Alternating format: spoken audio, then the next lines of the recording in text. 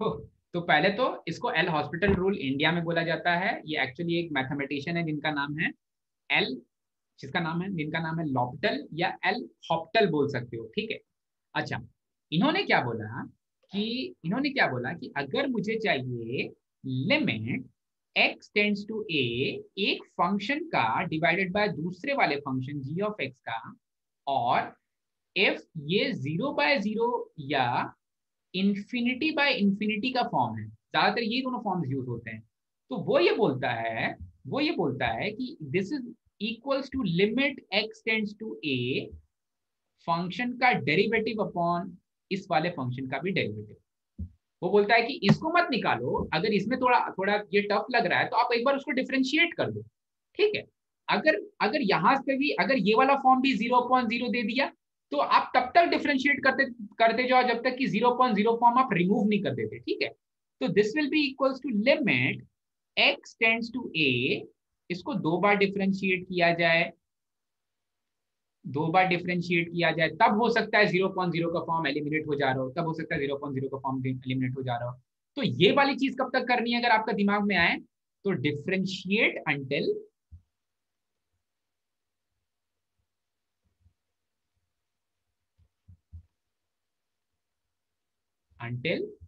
0/0 और infinity form is removed. जब तक कि ये दोनों फॉर्म्स खत्म नहीं हो जाते, 0/0 का फॉर्म खत्म नहीं हो जाता, तब तक आप उसको डिफरेंशिएट करते रहो, ठीक है। अब क्वेश्चन ये बनता है कि ये आइडिया उसको कैसे आया, लॉप्टल को ये आइडिया कैसे आया कि लिमिट का मतलब अगर मैं किसी एक पॉइंट ए पे अप्रोच कर रहा हूं तो उस लिमिट का मतलब उसके डेरिवेटिव की लिमिट भी बराबर होती है, उन रेशियोज के डेरिवेटिव की लिमिट भी बराबर होती है, उन रेशियोज के सेकंड वाले डेरिवेटिव्स की लिमिट भी बराबर होती है, उन रेशियोज के थर्ड वाले डेरिवेटिव्स की लिमिट भी बराबर होती है, जब तक कि 0/0 का फॉर्म रिमूव नहीं हो जाए, ठीक है। तो इसको इसका एक लॉजिकल प्रूफ है, वो लॉजिकल प्रूफ समझते हैं कि जब हम डिफरेंशिएट कर रहे हैं तो हो क्या रहा है, ठीक है। अच्छा, जब डिफरेंशिएट कर रहे हैं तो देखो बहुत मजेदार सी चीज है। मैंने दो फंक्शन लिए, ठीक है। मैंने फंक्शन लिए, एक एफ ऑफ एक्स लिया मैंने, x square plus 3x-4, x² + 3x-4, और एक फंक्शन लिया g ऑफ x, ये फंक्शन हो गया ln x, ये फंक्शन हो गया मेरा ln x, ठीक है। अब मैं बोलूं कि जब आप x इज इक्वल टू 1 रखोगे तो क्या हो रहा है, दोनों जीरो देने वाले हैं, ठीक है, दोनों जीरो देने वाले हैं। तो मैं ऐसी लिमिट निकालता हूं, मैं निकालना चाहता हूं what is limit x tends to 0, exactly 0 नहीं, x tends to 1, what is limit x exactly 1 नहीं बन रहा है, बस पहुंचने वाला, जस्ट पहुंचने वाला है, अभी पहुंचा नहीं है, बस 5 मिनट में पहुंचने वाला है, ऐसा बोल रहा है, ठीक है। ऐसा आप लोग भी बोलते होगे, बस मम्मी घर पहुंचने ही वाला हूँ, बस ये पहुंच ही गया गेट पे ही। तो ये limit x tends to 1, f of x divided by अगर g ऑफ x की मैं बात करूं, इसका मतलब मैं बात कर रहा हूं what is limit x tends to 1, what is x² + 3x-4 divided by natural log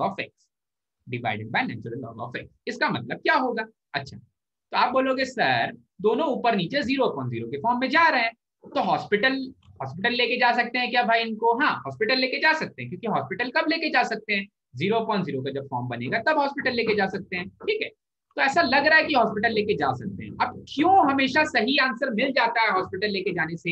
ये वाली चीज हम समझ रहे हैं भाई, हॉस्पिटल लेके जाने से सेम आंसर क्यों मिल जा रहा है, जो कि इस लिमिट का आंसर भी है, ये चीज समझते हैं। और ये चीज समझने के लिए कहाँ जाना पड़ेगा भाई, इधर जाना पड़ेगा, बोलो इधर चलें, डेस्मोस पे जाना पड़ेगा। हाँ,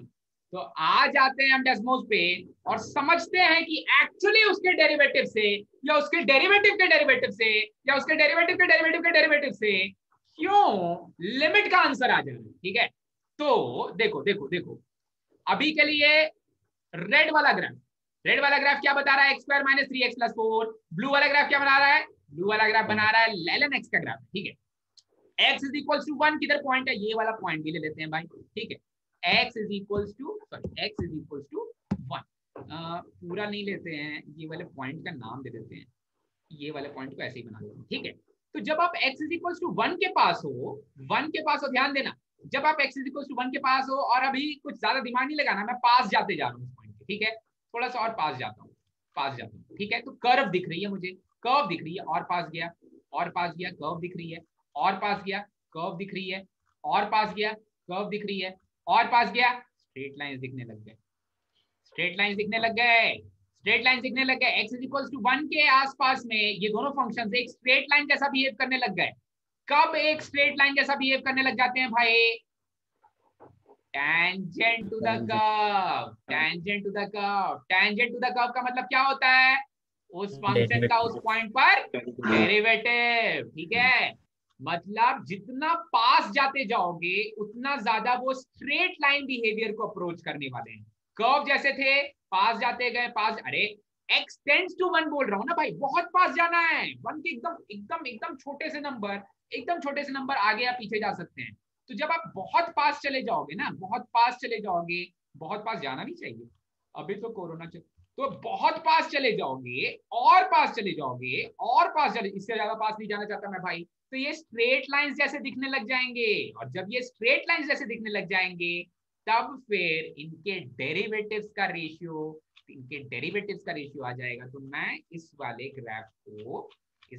को अभी रख लेता हूँ अपनी शीट पर, और किस तरह से बनाना है ये आपको समझा देता हूँ, ठीक है। तो पहले तो मैं इसको क्रॉप करता हूँ,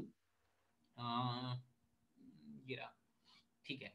ये दोनों ही कर्व्स आप भी अपने कॉपीज में बना लो, पुस्तकों में बना लो, ठीक है, और उसके बाद क्या लिखना है वो मैं समझा देता हूँ। ये लॉजिकल प्रूफ है कि क्यों एल हॉस्पिटल सही आंसर देने लग जाता है, ठीक है, ओके फाइन, आप अपनी कॉपीज में लिख लो भाई।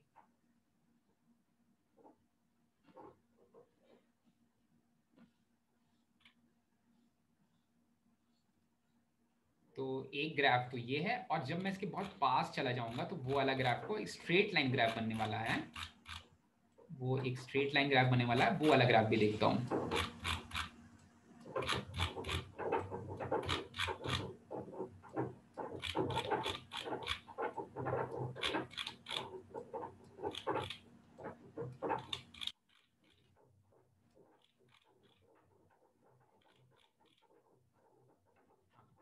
एक स्ट्रेट लाइन ग्राफ ले लेता हूं मैं,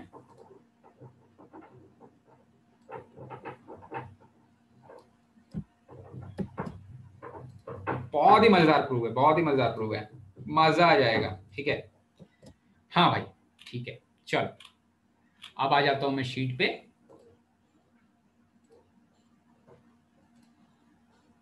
ठीक है, तो किसी ने मुझे बोला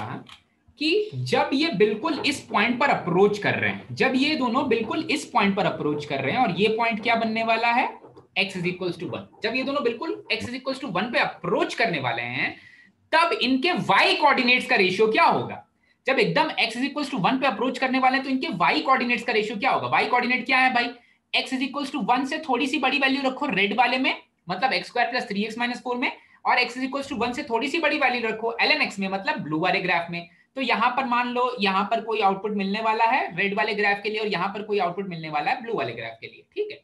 ऐसा मिलने वाला है। अब हम जब बहुत पास आ जाते हैं तो ऐसे दिखने लग जाते हैं, ये दोनों बिल्कुल स्ट्रेट लाइन जैसा बिहेव करने लग जाते हैं। अब ये स्ट्रेट लाइन जैसा बिहेव क्यों कर रहे हैं? इसलिए कर रहे हैं क्योंकि जब आप बहुत पास आओगे ना, तो अरे every circle is made up of infinite straight lines, क्योंकि सर्कल का जब टेंजेंट बनाते हो तो वो किसी पॉइंट पे बनाते हो, उस पॉइंट के आसपास में वो एक स्ट्रेट लाइन जैसा बिहेव करती है सर्कल, ठीक है। A circle behaves as a straight line, any curve behaves as a straight line